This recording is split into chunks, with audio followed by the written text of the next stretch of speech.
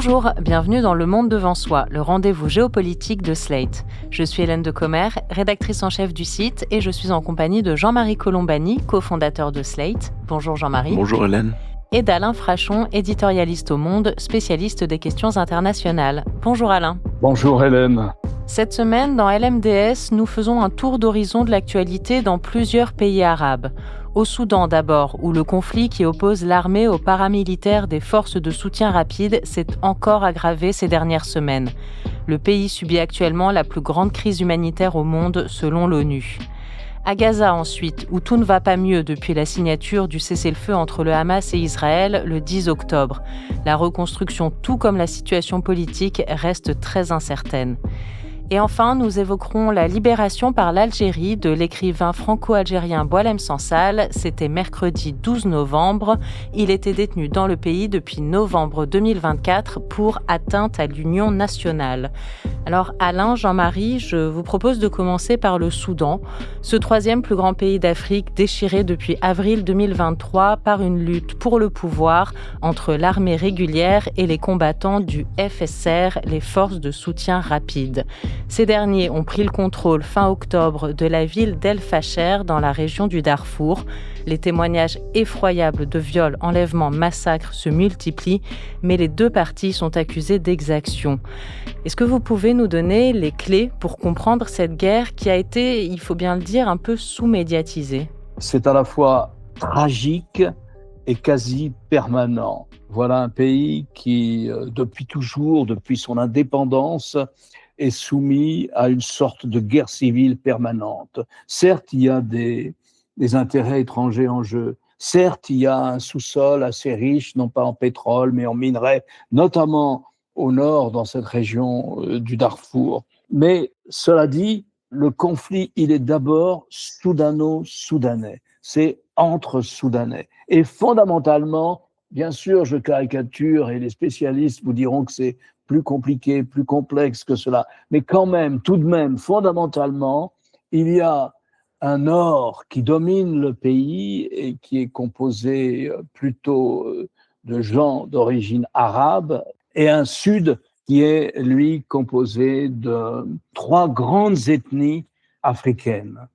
Et au fond, on assiste en permanence à une lutte entre ces deux parties du Soudan. Le pays a déjà été divisé. On a créé un Soudan du Sud, en partie pour essayer de régler cette guerre permanente entre ces deux grands groupes qui composent le Soudan. Le pays est en lui-même, comme vous l'avez dit, très exactement, géographiquement à cheval entre le monde arabe et l'Afrique subsaharienne. Il y a évidemment des raisons multiples. Il y a eu, il y a 2 ans et demi, 3 ans, une tentative de démocratisation. Le pays a toujours été gouverné par une dictature, et même à un moment par la plus vieille dictature de la planète, celle d'Omar al-Bashir, renversée il y a une dizaine d'années. Et puis, le pays a tenté une sorte de démocratisation il y a 2 ou 3 ans, et celle-ci n'a pas abouti pour une raison très simple, c'est que l'armée a repris le pouvoir. Et ensuite, 2 généraux, un qui dirigeait les forces spéciales, ce que vous avez nommé tout à l'heure, la force d'intervention ou de soutien rapide, et puis l'armée régulière. Mais au fond, ces 2 généraux se font la guerre pour le pouvoir. C'est une lutte impitoyable qui n'a qu'un seul objectif, le pouvoir. Mais ils appartiennent tous les deux, d'ailleurs, au monde arabe qu'au reste du pays. Voilà ce qui se passe, voilà la permanence d'une guerre soudano-soudanaise qui n'en finit pas et qui suscite, c'est vrai, peu d'intérêt dans les médias occidentaux, alors que la dévastation est gigantesque. Le nombre de morts est impressionnant. La famine est de retour. Une situation comme on en avait rarement vu en Afrique depuis très longtemps.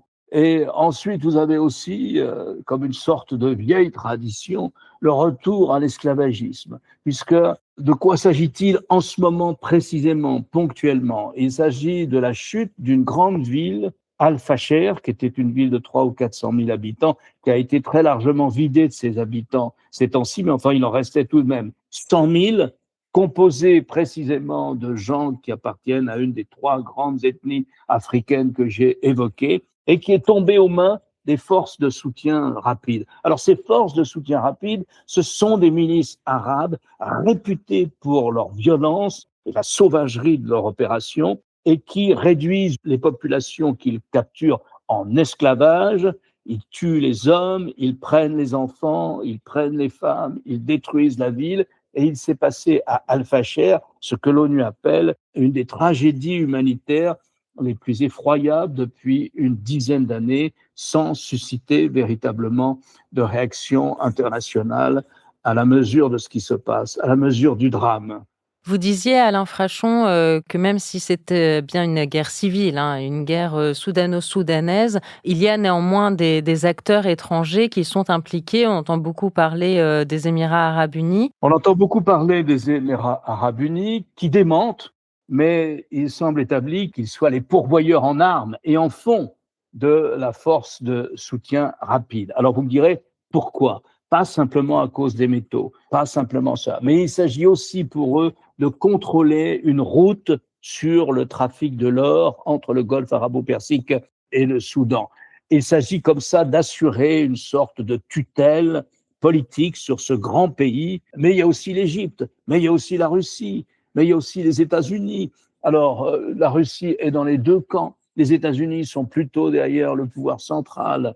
Et puis, l'État des Émirats arabes unis, vous pouvez ainsi ajouter une connotation politique. C'est que l'État des Émirats arabes unis redoute principalement l'islam politique, les frères musulmans, lesquels sont plutôt du côté du Qatar. Je veux dire par là que l'émir du Qatar a plutôt une sensibilité en sympathie avec l'islam politique et avec les frères musulmans. Donc voilà, vous avez comme ça des rivalités régionales qui s'affrontent par proxy, comme on dit maintenant, à l'intérieur du Soudan. Cette guerre civile a en tout cas fait des dizaines de milliers de morts et déplacé déjà plus de 12 millions de personnes. On change de pays, on se tourne du côté de Gaza.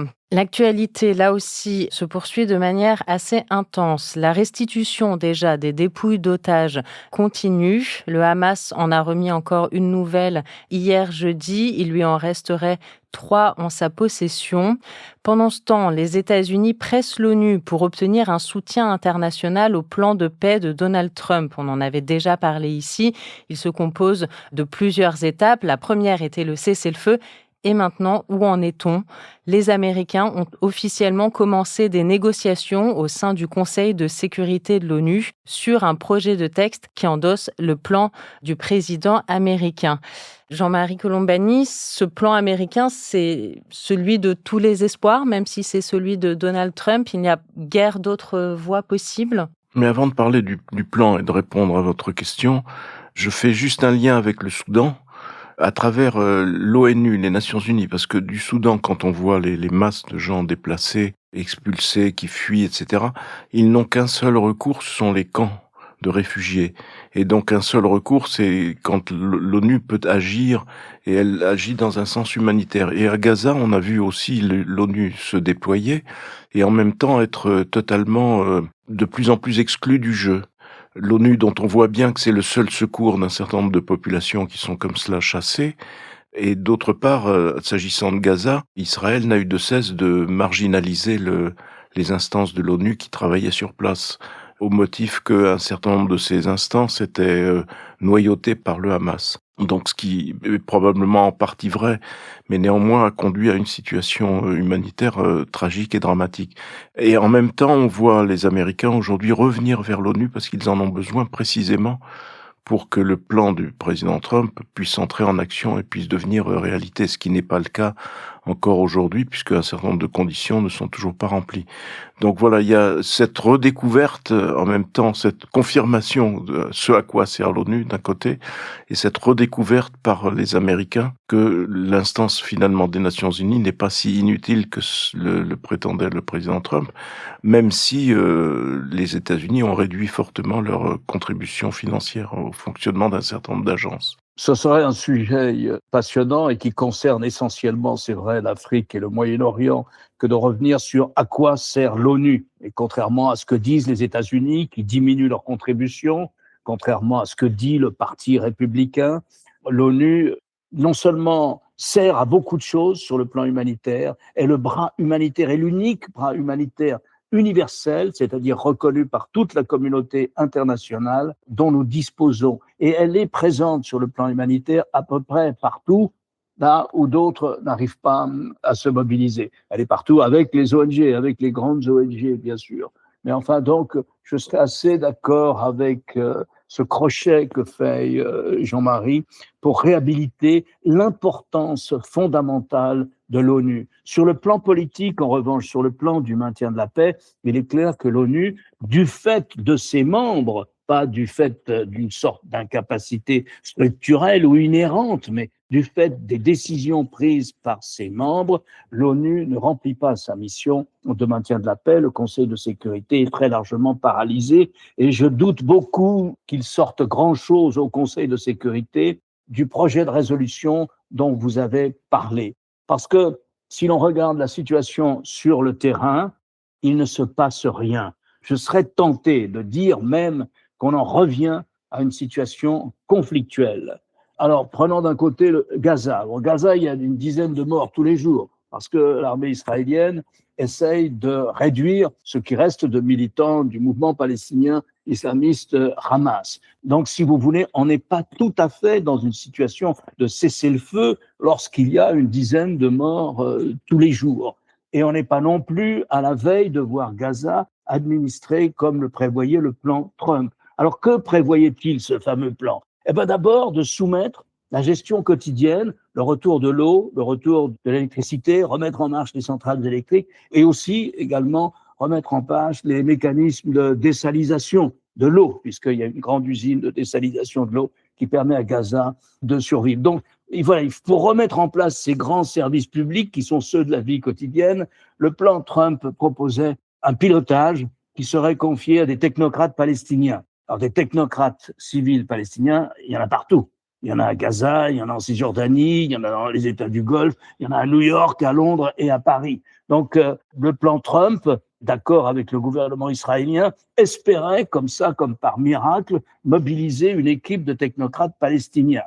Rien. Il n'en est rien. La seule autorité légitime à cet égard serait l'autorité palestinienne, qui certes est déconsidérée, qui certes est décrédibilisée, mais au regard des traités signés par l'autorité palestinienne comme Israël, c'est à elle qu'il reviendrait d'administrer ou de former cet embryon d'administration.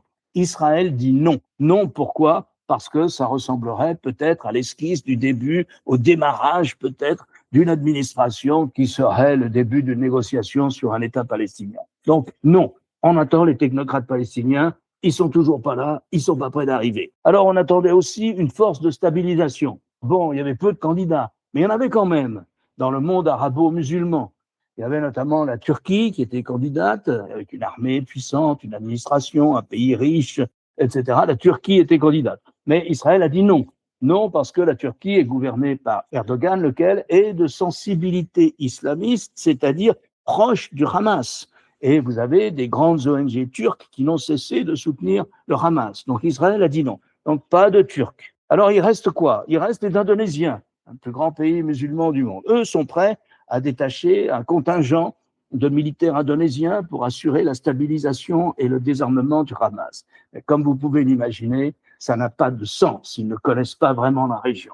Et puis la dernière partie sur laquelle on comptait était le monde arabe. L'armée égyptienne, le Qatar, l'État des Émirats arabes unis, que sais-je, le monde arabe. Mais le monde arabe, lui, il est d'accord sur le principe, à condition que l'autorité palestinienne soit l'autorité qui pilote l'ensemble de l'opération. Sinon, disent les Arabes, on ne va pas faire le sale travail pour le compte des Israéliens. Et donc, pas de déploiement de forces arabes pour le moment. Alors, voilà où on en est. Et parallèlement, on a l'impression que tout l'effort diplomatique de l'administration Trump, ce n'est pas de mettre en marche ce plan, non, c'est d'augmenter, d'aller plus avant dans les accords d'Abraham. C'est-à-dire que l'investissement principal de l'administration Trump en ce moment, c'est d'essayer d'aboutir à une reconnaissance d'Israël par l'Arabie saoudite. L'Arabie saoudite, ça compte, c'est le pays qui abrite les lieux saints de l'islam, c'est une autorité indiscutable. Et donc, si l'Arabie saoudite reconnaît l'État d'Israël, c'est véritablement la normalisation de l'existence de l'État Israël dans son environnement arabe. Ce serait un pas considérable sur le plan géopolitique et sur le plan de la région. Le prince héritier, qui est l'homme fort d'Arabie Saoudite, Mohammed Ben Salman, sera la semaine prochaine à Washington. Il va signer un accord de défense réciproque entre les États-Unis et l'Arabie Saoudite. Mais ça n'ira pas plus loin, parce que Mohammed Ben Salman insiste lui aussi sur la nécessité d'introduire l'autorité palestinienne dans le cadre de la reconstruction de Gaza. Il insiste lui aussi sur le principe d'une négociation qui doit aboutir, et peu importe sa structure géographique, peu importe le dessin des frontières, mais qui doit aboutir à la création d'une autorité politique palestinienne indépendante, coexistant avec l'État d'Israël. Et donc lui aussi insiste là-dessus. L'opinion publique, ça compte dans le monde arabe. On a beaucoup rigolé sur le fait que la rue arabe n'est pas une entité comme ça qu'on mobiliserait comme on veut. Mais l'opinion publique, elle existe, particulièrement en Arabie Saoudite, qui est le plus grand pays sur le plan démographique de la région du Golfe, près de 40 millions d'habitants. Et donc, si vous voulez, c'est bloqué. Et il semble qu'on a le sentiment que les États-Unis n'ont pour seul souci, pour le moment, que d'augmenter les accords d'Abraham, c'est-à-dire le nombre de pays qui reconnaissent l'État d'Israël. Bon, il y a déjà l'Égypte depuis longtemps et la Jordanie depuis longtemps. Ça, c'est fait. Et sont ajoutés, pendant l'administration Trump numéro 1, se sont ajoutés 4 autres pays qui ont reconnu diplomatiquement Israël, ouvert des ambassades, c'est-à-dire le Soudan, on en a parlé, mais enfin c'est un pays qui est très loin du cœur du conflit. Le Maroc, c'est aussi un pays très loin du cœur du conflit. Plus important, l'État des Émirats arabes unis, et puis Bahreïn, donc 2 États de la région du Golfe. Donc ça n'aurait de sens tout ça que s'il y avait l'Arabie saoudite. Et pour le moment, les États-Unis se vantent, et là c'est plus comique qu'autre chose, si vous voulez, quasiment surréaliste, d'avoir convaincu le Kazakhstan, qui n'a strictement rien à voir avec la région, qui entretient des relations diplomatiques depuis 30 ans avec l'État d'Israël, d'avoir convaincu le Kazakhstan de rejoindre la dynamique des accords d'Abraham. Ça n'a strictement aucun sens. Et donc, je dirais que la situation est bloquée pour des raisons israélo-palestiniennes, c'est-à-dire pour le cœur de cette affaire. On me dirait, quelles sont les perspectives de changement ? Les perspectives de changement, c'est les élections en Israël, qui pourraient mettre au pouvoir à Jérusalem une majorité ouverte à une négociation israélo-palestinienne, dès l'instant qu'il y aurait une autorité palestinienne renforcée, rénovée, renouvelée, si vous voulez. En principe, il y a des élections au printemps 2026. En ce moment, Trump, qui a contré Netanyahou dans nombre de ses initiatives, mais Trump soutient Netanyahou. Il vient d'écrire une lettre au président de l'État d'Israël, Herzog, lui demandant de gracier Netanyahou pour les 4 inculpations pour corruption grave dont il fait l'objet et qui pourrait bien se terminer par une peine de prison ferme pour lui.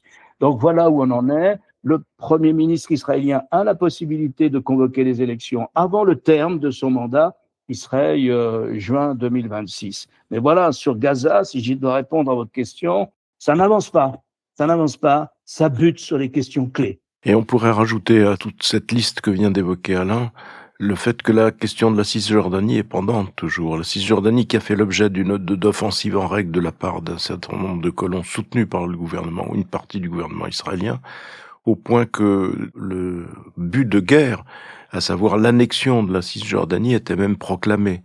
Et les choses sont en l'état. Sauf que, ici ou là, sont apparues des premières réactions de l'armée israélienne face aux colons. Alors, est-ce qu'on va vers un retour à la case départ, si j'ose dire, et à la préservation de la Cisjordanie, ou au contraire, les éléments du gouvernement israélien qui sont favorables à la reconquête de la Cisjordanie, rebaptisée d'ailleurs Judée-Samarie, puisque c'est le vocabulaire qui est employé dans ces lieux. Et ça, on ne sait pas. Et c'est quand même un énorme problème, parce que si vous enlevez la Cisjordanie, il n'y a plus d'État palestinien possible. Une situation bloquée, donc on l'aura compris. Le dernier sujet qui va nous intéresser à présent dans cet épisode du Monde devant soi, on se rend cette fois-ci en Algérie avec la libération, un soulagement de l'écrivain Boualem Sansal qui avait été condamné en mars 2025 à 5 ans de prison ferme pour atteinte à l'unité nationale. Il avait déjà fait plus d'1 an de prison. C'est le président allemand qui avait appelé son homologue Abdelmadjid Tebboune à gracier l'homme de lettres en proposant même de l'accueillir outre-Rhin.